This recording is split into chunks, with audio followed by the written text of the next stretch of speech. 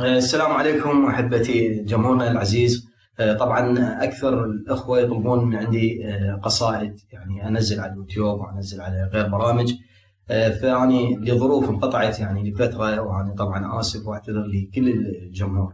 راح اليوم اقدم قصيده لكل الجمهور اللي يطلب عندي اقرا له قصيده او اقدم له قصيده عن طريق قناه علي الحربي. طبعا تحياتي لشاعرنا المبدع علي الحربي.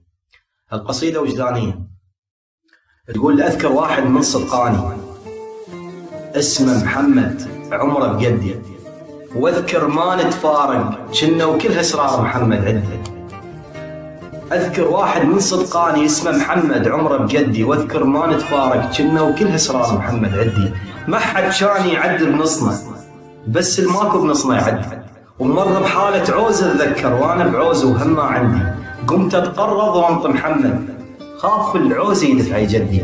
هيك محمد كنت وياه، انسى الدنيا من اتلقاه، وانسى جروحي كانت من تلاقى ذنوب تندي. بلهفة نطر كل جياته، بلهفة نطر كل محبوب، ويبرد راسي من تلقاه لحد ما راسي يذب حالوب. مثل الشمعة ببابك نطر، وابقى متاني لحد ما ذوب. وصدفة محمد صار بمنصب، بيها اتذكر صدر نشره، قال اللي يسمع سفرة تغزر كون الزاد بيها طشره. ولازم كون تموت الخوة ونقطع لازم راس العشرة. لا يا محمد كل شممتك، بي اتعلم ما علمتك. لا يا محمد كل شممتك، بي اتعلم ما علمتك. لا يا محمد لا يا محمد صحت بصوت الناي يحدي، صحت وحيل صفت ايدي. شلون تخون محمد بيا وانت جروحك كانت ندي. ولسه اتذكر لما خان ايام الصحبه، تنظام تقتل تطلع صعبه، وانا وسط دموع الندي واقصر دمعه تطيح بقدي.